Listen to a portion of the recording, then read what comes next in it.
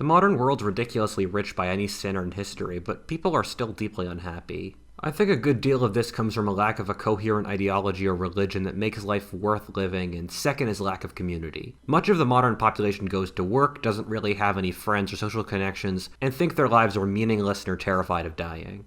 They try to derive meaning from stuff like politics or pop culture with often horrifying and depressing effects. This can't last forever. Humans are inherently believing creatures. Every era of history has either been deeply religious or ideological. This video will look at each of the main civilizations in the world today, and try to explain their current ideological or religious struggles, and then predict in what direction they're moving in and what that means for the future and how that'll turn out. I'm going to make a future video predicting religions I think will develop in the further future at some later point.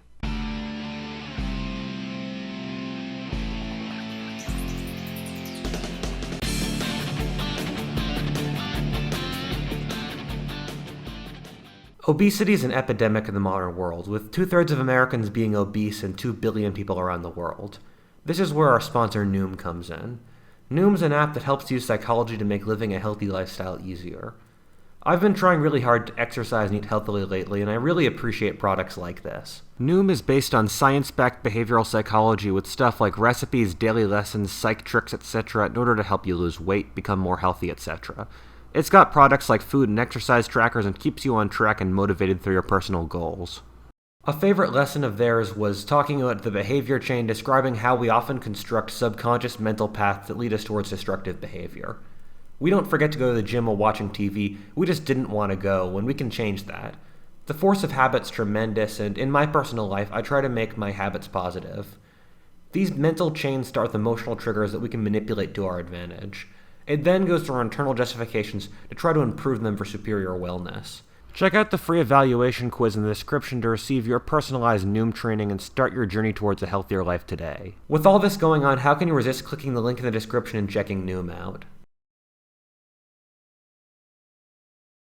On one side, I'd love to get into the nitty-gritty of every part of the world, but sadly this video has to be an overview due to length. On the other side, generalizing that the whole world gets really silly, and instead, this video is going to focus on different regions of the world in different parts, like Europe, China, India, etc. And even on this really big scale, I'm going to have to move a mile a minute. There are other parts of the world I'm just not going to talk about, largely because I don't know enough about their current ideological struggles to really give an accurate or plausible picture of where they're at now. For example, I don't see Latin America making massive strides in the near future, and I think they'll just continue their pattern of looting between right and left-wing kleptocrats. I could see Protestantism gaining more ground in Africa as well, but I'm not informed enough about what's going on the ground to really give you a good answer for Africa's ideological future.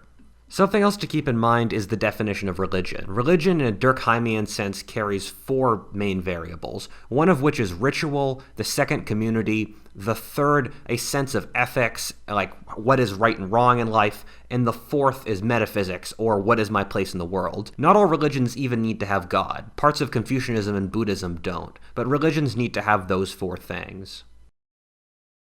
East Asia is interesting in that it portrays the closest thing to an ideological void that the modern world has. The line between religion and irreligion in this part of the world is already weak, given Buddhism and Confucianism are in some ways atheist religions, as is communism, while Shinto and Taoism are basically collections of pre-existing folkways. You really struggle to find religion in the strict Abrahamic sense that dominates much of the rest of the world here. Also, a combination of being thoroughly crushed by the Western powers, which weakened their millennia-long senses of cultural superiority, alongside communism, killed religion here. This is where the vast majority of the world's atheists are concentrated, although the numbers might get skewed by lots of Europeans who are really atheists but mark religious for cultural reasons. In the wealthier countries like Japan or Korea, like the wealthier Western nations, we strangely see some aspects of religion manifest in pop culture fan communities, which model parts of the community and ritual aspects of religion without the belief structure. However, the highly collectivist nature of East Asia has likely slowed down the grassroots nature of new ideologies forming like they have in the West.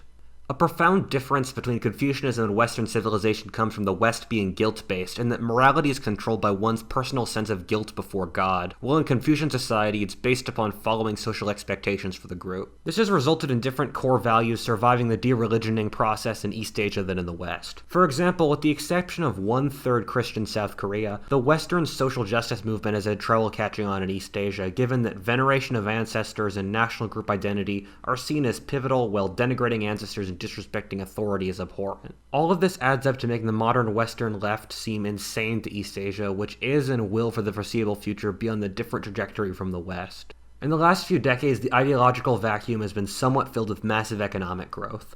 The entirety of East Asia, with obvious exceptions like North Korea, has experienced tremendous economic growth since 1960. With the exception of Japan, these were all agricultural societies that were shoved into the industrial era in a single generation. In most of these societies, the lack of meaning has been mitigated and paid off by massive economic gains. When the pie grows, no one asks hard questions.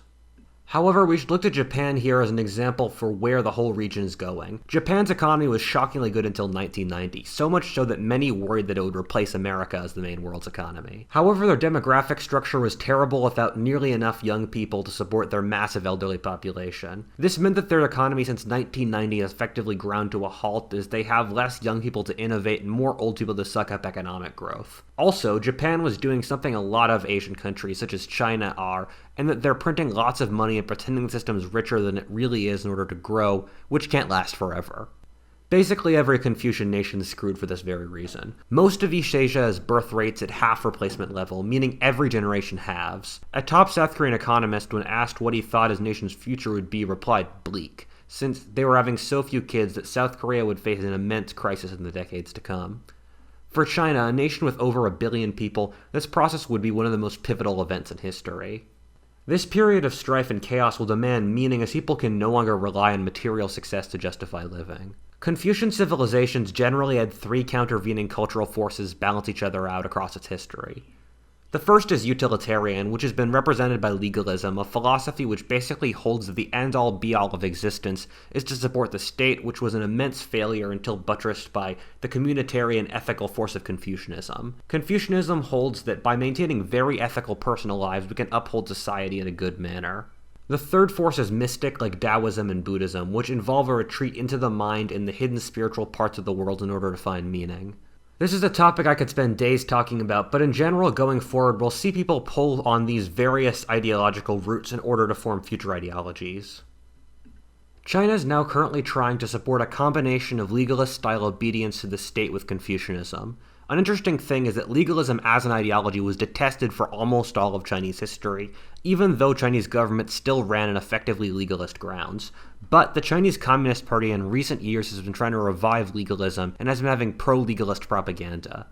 Legalism with a different name is really the ideology the Chinese government wants to promote. Legalism holds that obedience to the state is the highest good for an individual, which sounds like a goldmine for an authoritarian state like China, but also butts up against legalism continually failing so the population it rules hates it, and it can't provoke the population's loyalty. In most societies across history, contrary to what Machiavelli said, it is better to be loved than feared, since those who love you will fight to the death for you, while those who fear you will backstab you when you're weak. Legalism under Qin Shi Huang collapsed horrifically when the Stalin-esque dictator of 200 BC died and was no longer able to hold the empire together with his sheer force of personality. Similarly, the legalist-like philosophy of Imperial Japan during World War II resulted in complete insanity as it declared war on 4 countries with more than twice its population at once, and got beaten out of existence. In the crisis to come, if the CCP survives long enough, it'll try to promote a totalitarian ideology like those of the 20th century, in which the state has total power over the population. We see this already with the Chinese government putting cameras everywhere, having the social credit system, and promoting extreme nationalism. We already hear calls in China today to return to the more purer Maoist days in propaganda. China is currently trying to shut its borders down and promote Han-only culture, as evidenced from the events with the Uyghurs. The logic would be that China is threatened from all sides and that only extreme loyalty to the government will allow the survival of society. We could really see this ideology, without any connection to morality, result in profoundly immoral results. We could, for example, see the production of baby factories and orphanages in order to try to boost the birth rate, or 1984-style camera surveillance. Modern technology combined with totalitarianism is an absolutely horrifying combination. The Communist Party's been trying to push for Confucianism in schools and education at the same time, but this has been a very whitewashed version of Confucianism, which only exists to really buttress Chinese nationalism in the state. The issue with Confucianism from the Chinese government's perspective is that it puts the central orbit of life on the local family level and literally says unethical and dishonorable rulers should be removed by revolution. Confucianism puts honor and duty above all else, which is terrifying to an immoral state like Communist China that wants total power over society. The other Confucian nations around China have always existed in China's orbit and so have the remarkable ability to make rapid cultural transitions to basically keep up with what China's doing, and that's continued with rapid transitions towards capitalism, communism, Chinese or Western influence. In Korea, Vietnam, and Japan, as their crises continue, we're going to see profound family-based Confucian backlash as their societies get broken by declining birth rates. People will blame their parents for following Western materialistic values too much, and they'll go hard in the other direction and demand a family-oriented society. This probably won't be good for women. The shame-based societies will quickly make the transition to strong nationalism and family-oriented values by making a massive co-opted decision. One of the interesting things about Eastern religions is that, with the exception of Taoism or Shinto, they aren't disproved by modern science. Buddhism is basically all inside your head, and Confucianism is a theory of social behavior, so unlike the Abrahamic religions, there's nothing really science can disprove. However, even more interesting, Buddhism hasn't seen a resurgence in East Asia since World War II, although it has made inroads into the West. I wouldn't be surprised or consider it abnormal if Buddhism played its cards well here and grew massively. In general, East Asia of all the regions of the world is the most fertile ground for a totally new religion. After Chinese legalism blows up, there's so much free turf here, and none of the ideologies here really connected people to a higher purpose in any meaningful way. You can trace much of modern India down to a profound inferiority complex to the British. Lots of young people here might be like, oh my god, that was so long ago. But you have to remember, people are still alive today who were there in British India. The fact that India was controlled for centuries by the British, outnumbered by the Indians more than 100 to 1, and ruling India without the Indians really resisting that hard is deeply humiliating. Meanwhile, the British in a lot of ways raped India, but at the same time clearly showed a higher technological and developmental level going in, which the Indians have desperately tried to imitate and makes the Indians absolutely furious and insecure. Lots of Indians in the comments are going to say completely obscene things about me after this, but that's really just an insecure reaction. You see it in how India perfectly copied the British parliamentary system, even though Britain and India are very different nations. Indian tech moguls buy out British companies like Range Rover or the fanciest hotels in London. You see it in Indian nationalist historians warping history in bizarre ways, like saying the Indo-Aryan invasions never took place 4,000 years ago, or that Churchill was a really Hitler-level villain. The British created a unified India. Beforehand, India was a cultural and religious concept in the same way medieval Christianity was. However, centuries under first Muslim and then the British heel made India unified. This goes against millennia of Indian history, which divided people profoundly on caste lines into tiny different pieces of society. For example, the genetic difference between different castes in the same village is often 3 times greater than that between Norwegians and Italians. When you also add in ethnic, national, lingual, religious, and geographic differences to India, it's downright shocking India as a unified country in the first place. I'm always somewhat suspicious of Indian nationalism, given that it pushes against millennia of Indian history, which basically tells people to focus on their local castes and spiritual life, rather than the broader nation, which has been the domain of the warrior caste. Hinduism as a binding national force, which it kind of is in modern India, is very interesting. India is probably one of the most religious civilizations in history, and I'm not sure if greater wealth will make India less religious or not. Hinduism is in a lot of ways a perfectly designed religion in that different elements appeal to different parts of society. There are highly spiritual, intellectual, collective, personal, superstitious, and mythological aspects of Hinduism to pull from, and so Hinduism can effectively be tailored to any individual. I'm from the area around Philadelphia, Pennsylvania, and we have a sandwich shop called Wawa, where if you don't go there and only go there, visiting any of the competition, you're branded as a heretic and traitor to the Philly area. That's Islam. Meanwhile, Hinduism is a diner with a menu so long you can't even look at all the options, and you wonder how the kitchen could include that many ingredients. If any of the major religions survive, I'm putting a decent bet on Hinduism, which is probably the most flexible religion in history. However, I don't think Hindu nationalism will survive. India has always been a fairly peaceful nation that's gotten along well with its neighbors. A couple of generations down the road, as India gets richer and the sting of British colonization gets further off, they'll calm down. As Burma, Bangladesh, and Pakistan get sucked into India's economic orbit in the same way Canada and Mexico are for the US, they'll shift from a religious base to a civilizational one.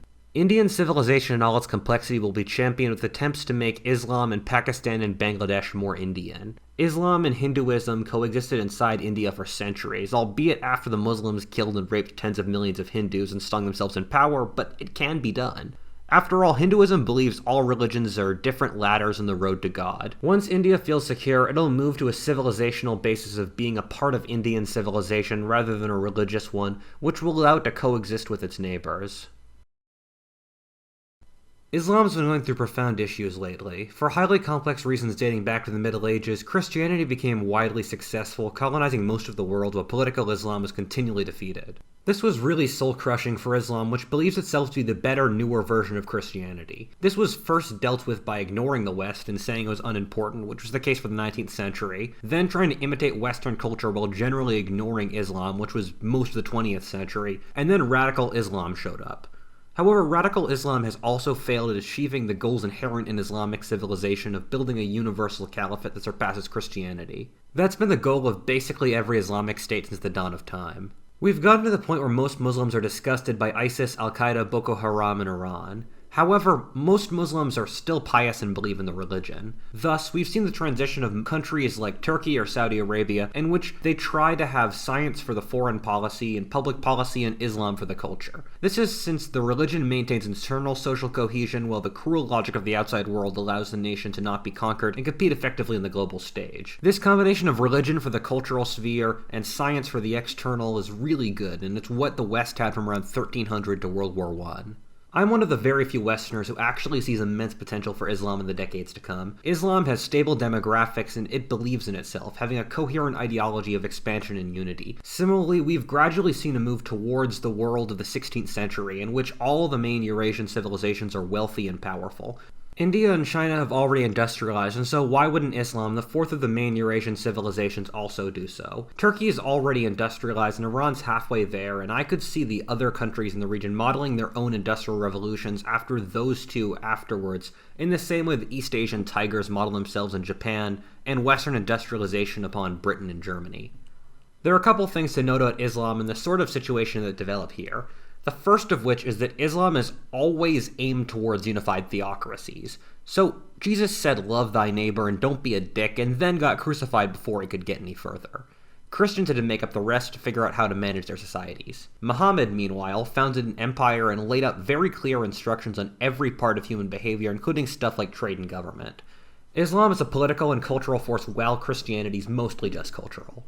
This means that every regime in Islamic civilization for the 20th century was partially a theocracy, pulling on the religious framework in Islam to support their right to rule. Since Islam is also political, it can transcend ethnic barriers. The political goal of Islam is to unify the House of Islam into a caliphate. Loyalty in the Islamic world is V-shaped, with either very strong transnational loyalty to international Islam or to local tribal forces. Modern technology and the common struggle against Western colonialism, American invasion, and Israel has given the Islamic world a strong sense of unity. Young Syrians or Yemenis on Twitter identify as Arabs and Sunnis. I think these combined forces, along with the US getting oil independence and thus caring less of the region, will result in the formation of a pan-Sunni caliphate in the Middle East, based probably around Turkey. One of the great strengths of Islam is its immense diversity. I like to tell my friends that if I was born in Algeria rather than America and studied Quran rather than history, I could be declaring fatwas or personal jihads in my YouTube channel. Islam doesn't have popes or national churches, and so charismatic preachers and people who can adapt to the modern world do very well in Islam, which has given Islam tremendous power. In summary, I think a reformed Islam which respects science but is also pious has immense potential on the world stage. Europe's had a profound crisis of identity since the World Wars. All the pillars the West used to justify its own superiority, for better or for worse, such as Christianity, white supremacy, Western civilization, and capitalism, have been torn down to a certain degree. Europe's highly individualistic nature has resulted in a plethora of pseudo-religions filling the void coming out of the decline of Christianity. Some of them take up the ritual and communal aspects like fan communities, romantic or wellness culture. Others take a philosophic route like communism, social justice, or Nazism, and others like neoliberalism have tried to make as much money as possible to fill the moral void. Going forward, we're going to split Western civilization between America and Europe, which are ideologically very different spots. In Europe, the world wars were deeply crippling. Nazism was so evil and horrifying that much of Europe afterward basically decided to go for the exact opposite. While the Nazis were nationalistic, hyper-masculine, racist, and militaristic, modern Europe is transnational, generally dislikes aggression, is multicultural and pacifist. However, when you push anything to an extreme, absurdity ensues. You need to have more than one dot in your moral framework. By trying too hard to not be Nazis at the expense of alienating nearly half my fanbase, I'm going to say Europe's become pathetic. It's shrunk from 38 to 24% of the world's economy since 1965, while the US has remained a stable quarter. It continually sheds its inventor and creative class to America since its bureaucratic state constricts anyone who wants to do anything. The European Union is incapable of dealing with crises. Big Brother America stepped in and bailed out Europe in the 2008 financial crash, Yugoslavia, Libya, and guess who's currently managing Europe's foreign policy against Russian aggression? America. Western Europe free rides off American defense while imbibing American culture while enviously hating America. Europe's main ideology has been comfort. Comfort for their own populations with nice welfare systems, comfort from the dangers of international politics that the Americans can handle, and comfort from having to ask difficult questions about what Europe means anymore. Similarly, Europe's collapsing birth rates putting it into similar issues as the Confucian East Asian nations. Europe's dealt with declining birth rates by importing immigrants, but hasn't really done a very good job of integrating said immigrants. In America or Canada, for example, practically everyone's of immigrant ancestry, and the societies are great at assimilating immigrants. This isn't the case in Europe, where, for example, Muslims are often radicalized since they don't feel at home in the European societies. As Europe ages, it'll also get poorer. America is also getting less and less willing to support Europe as it has more issues at home. Europe will have a profound crisis of identity in the years to come. Europe will have to make very difficult choices about what it stands for. There's so much random chaos here. Christianity, which was the main glue holding Europe together, has little sway. Most Europeans today follow a secularized version of Christian values while generally being atheist. The European religious are actually less religious on average in terms of praying and believing in God, going to church, etc., than the American non-religious, for reasons I'll explain in the next segment. Europe will either break under the pressure or develop a totally new ideology. I hope the Europeans don't turn to extreme nationalism and racism, which seems to be the logical extension of their right. The American and European right are interesting in that the American right, with even under the libertarian wing, being pretty Christian, but when I talk to European right-wingers, I struggle to see what they believe in besides sort of knee-jerk Western civilization, that when you boil it down means I don't want more brown people and left-wing ideology, which is not a coherent motivational ideology to go forward with. However, unless Europe tries something totally new, it will break and shatter under the pressure like the ancient Greeks or Romans did before. The European left and right don't have expansive views of the world, more just get rid of people I don't like. Europe isn't a highly cohesive collectivist society like China or Korea that will force itself to pull itself together under pressure. Europe's individualist and atomized, and so if it loses its way, it'll die. Russia's in a very similar position to the rest of Europe here, with declining birth rates and lack of any real expansive ideology. I also think Russia would either break again under the pressure or be able to reform. Russia's pulled several Hail Marys across its history, whether with Ivan the Terrible, Stalin, or Peter the Great. The Russians still have a certain grit and stoicism missing from the rest of Europe. However, it was also beaten down in the 20th century more than the rest of Europe. I put the chances that Russia gets its act together around a quarter. America completely ideologically diverged from Europe in the era after the World Wars. The World Wars weren't very horrifying for America, and so the US remained aggressive, religious, and capitalist while Europe did not. A huge divergence between the US and Europe is that the US is far more religious than Europe, largely because in Europe the religions were all state-based, and so for centuries people just went to the churches that their rulers told them to. Due to a combination of the World Wars and conscious suicide on the part of the European churches, religiosity collapsed after the World Wars. America, meanwhile, established itself as a secular nation, which doesn't mean what most people think it does, but does mean that the US doesn't have an official church. America's religion, like everything else in its society, is based off capitalist principles. Like Islam, American Protestantism is extremely dynamic, spouting off countless different sects since people continually change churches to the one that suits them best. Your average American changes their sect of Christianity at least once in their lives. Uninspiring churches die out and are replaced by interesting ones. Something a lot of people don't know is that American Protestantism is global. About a quarter of Latin America are Protestants converted to originally American sects. Majorities of many African countries like Zimbabwe and South Africa worship sects of Protestantism brought to them by American preachers. A lot of this comes in the form of Pentecostalism or charismatic Christianity, which came out of 1920s Los Angeles, in which worship becomes deeply intense as people speak in tongues and gibberish as they connect with God. This has allowed a certain merging with local mystic traditions. There are nearly 300 million Pentecostalists around the world and 500 million people who worship similar sects. American Protestantism is making such massive gains in the Third World that if trajectories continue, Protestantism will be a majority of all Christianity by 2050.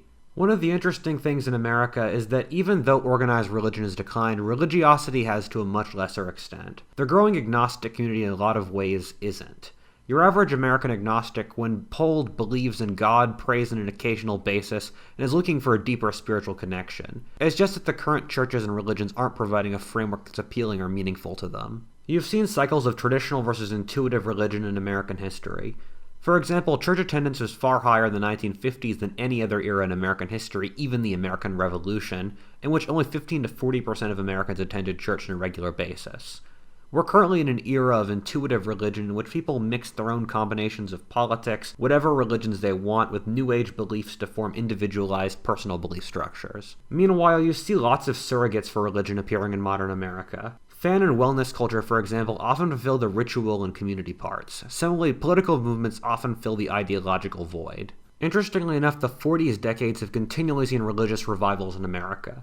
The 1740s were the First Great Awakening, the 1840s were the Second Great Awakening, and the 1940s were the post-World War II religious boom. I don't know why this happens, it could be generational, but let's just say I wouldn't be surprised if a religious revival takes place in the 2040s in America. I don't know what the next evolution of American religion will be. I feel like a profound shift will have to take place to adapt to the digital age and people's changing understandings of the world. I wonder if some sects of Protestantism will take on New Age aspects and become more deist or mystic. Similarly, preaching will probably start to take place online as well. This is already starting to happen. One of my friends actually founded the first purely digital mainline Protestant church in America. The only thing I know is that American society is remarkably creative, and there's a massive void for spiritual belief and community in modern American society. The big question is just how much the next religious wave deviates from the current religious norms. The right and left-wing divide in America, when you boils down to it, is really a religious conflict.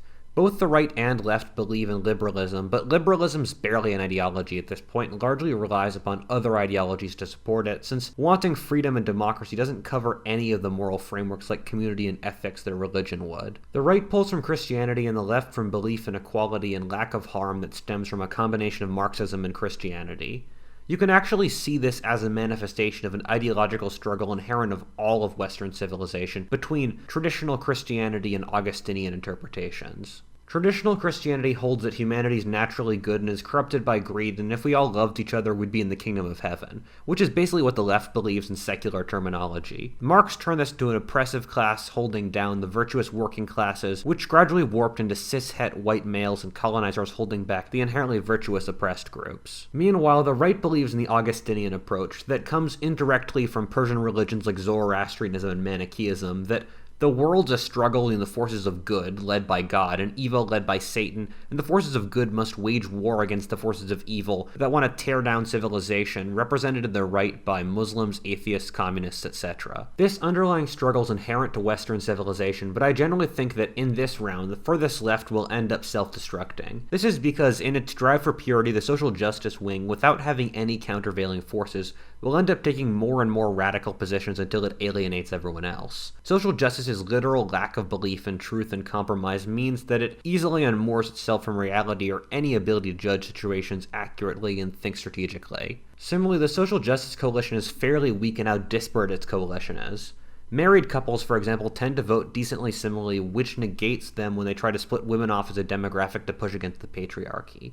Similarly, probable majorities of ethnic minorities, especially Hispanics and Asians, would prefer to assimilate and get status in traditional American society rather than tear down the patriarchy, white supremacy, etc. As immigrant groups assimilate more, they tend to identify more with American society, which is a big reason why Donald Trump was the Republican who won the highest percentage of ethnic minority votes since practically the 19th century. For social justice to hold together a coalition of Asians, Hispanic, and Black people, who in many circumstances have more in common with white people than each other, it can get get quite unwieldy. One of the things that confused me with the modern left strategy was alienating young men through the emphasis on toxic masculinity and the inherent patriarchy. In practically every society in history, for contestable reasons, men are a majority of the leadership in most social positions, and so by alienating young men, they're effectively killing their own cause 20 years down the road by breeding a leadership class that hates them. I'm generally seeing two different ideological trajectories emerge among young men today. The first is a sort of centrism with Jordan Peterson as its prophet. Depressingly, for lots of young men, Jordan Peterson is the only force in their lives that tell them that their lives have meaning. Stoicism is also a secondary force in this field. For these reasons, it wouldn't surprise me if 30 years down the road, Jordan Peterson's philosophy becomes very important to society. The centrist area is also generally pretty liberal in a traditional sense, but is also masculine and really doesn't appeal to women much.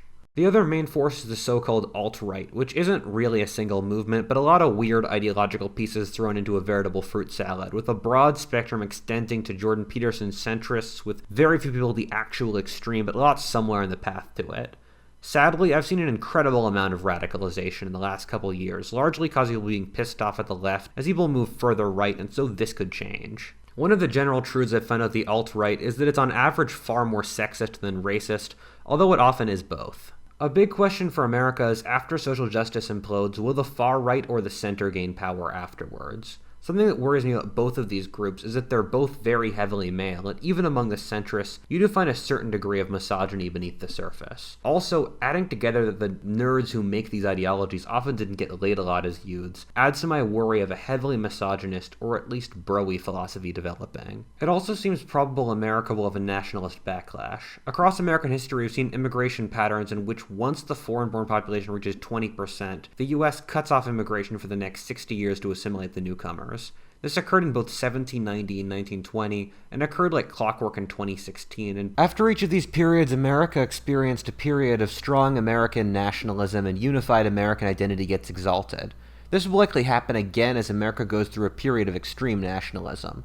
Also, across American history, we've seen the idea of white American expand from just basically white Britons and Dutch to now involving Jews, Lebanese, Italians, etc.